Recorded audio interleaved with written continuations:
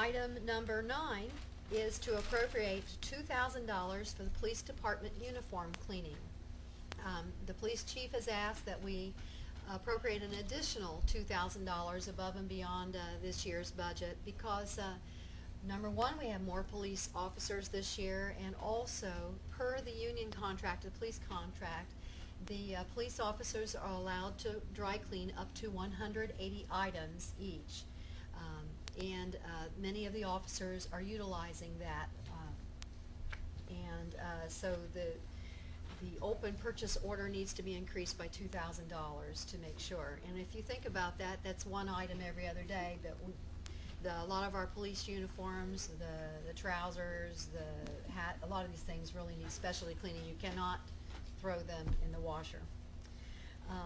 Item number 10 is to appropriate $510 for 8 chairs that are to be used in the Park Street location for the water shop department. These are lunchroom chairs, and they've been getting by with a mishmash of it looks like large item pickup chairs actually, but they need a new set of chairs. And that is it to just first reading tonight. Item number 11 at first reading is an ordinance to appropriate $5,000 for psychological evaluations for criminally charged individuals. In the letter from Lisa Large, she says that previously those evaluations that were for people charged with possibility of not guilty by reason of insanity or claims of incompetency, those evaluations had been done gratis by Scioto Paint Valley Mental Health Clinic. But as in all things, if budgets are cut, somebody else ends up paying. And Scioto Paint Valley unfortunately has to charge us, and so they need $5,000 in the probation fund of the municipal court because we now must pay for those evaluations out of pocket. She does have some pending invoices due and would ask that we waive the 3-read rule tonight, and so that she can get that into the budget and get some of those mental evaluations paid for promptly. Item number 14 is the first reading of an ordinance to appropriate $116,900 for 14 mobile computers for the Chillicothe police vehicles. Finance Committee has met and talked about it. Council has reviewed it. We have gotten to see those computer systems firsthand, and this is for first reading this evening. In the event that we would have any special legislative session, I would appreciate if it could be included that we could read it a second time more promptly, because this will go all 3 readings, but we do want to get these items in and ordered, and even if we get this ordered within the next 6 weeks, it's going to take several months to get it up and running.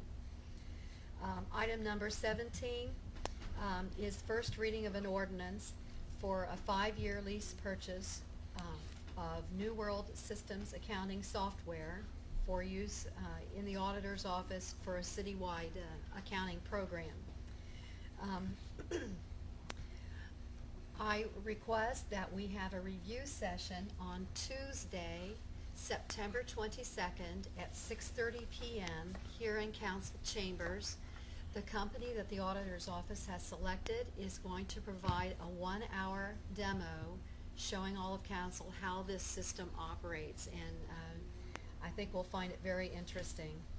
Item number 18 at first reading is an ordinance to appropriate $18,760 for computers and off-site backup and storage as required by the state auditor for our city auditor's office. So this is the hardware component.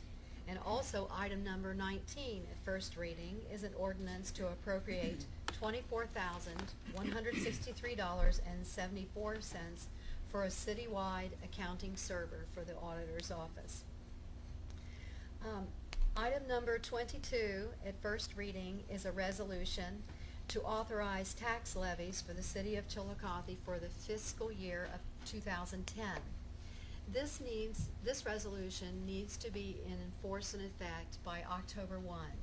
I would ask that we waive the 3-read rule tonight. This is an annual resolution that specifies how the tax levy monies will be broken down for the pension funds and the police and fire.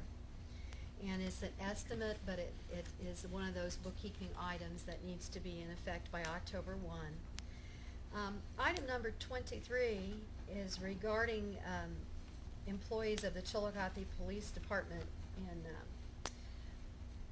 Fire and Pension Fund.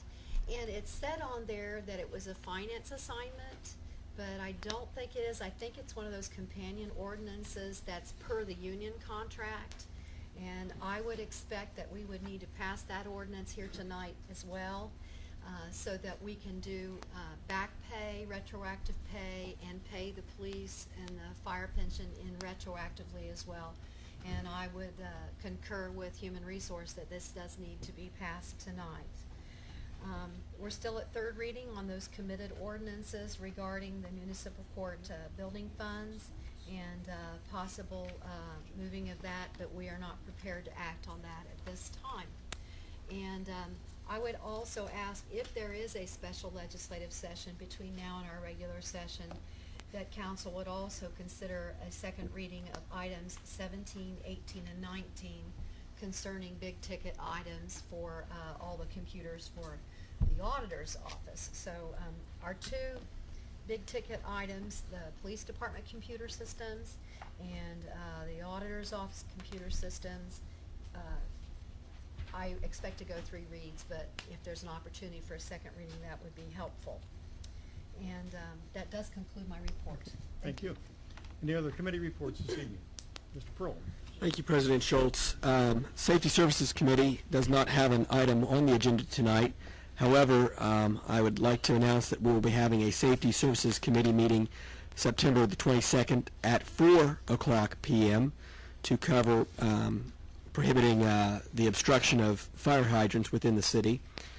So again, that meeting would be September the 22nd at 4 p.m. Conference Room 1. Thank you. Okay, thank you. Mrs. Henderson? I need to make an addendum to the finance report. Okay. There's one more. Okay. Item number 25, and that's to ratify the application for a grant that the city of Chillicothe applied for and received from the U.S. Department of Justice for the police dispatch console. And we received a grant and for the dispatch console, and the console is in. It is operating, and we had to appropriate an additional $3,000 or so to make up the difference. So we got an almost free police dispatch console for the police department, and they say it works really great. And I would ask, this just came to the Finance Committee very quickly. They did not expect to get that grant, but they got it, and it happened very quickly. And I would ask on item 25 that we waive that as well tonight and get this taken care of on the books. Thank you. Okay. Any other committee reports this evening? Mr. Cross? The community didn't have anything on it, but we have a second reading on amendment of section 521.165 of codified ordinance. And what that is the not allow individuals to place the large items on the streets until the Friday prior to the week they're going to pick it up. And that would enable the nuisance officers to better do their job. And that concludes my report. Okay, thank you.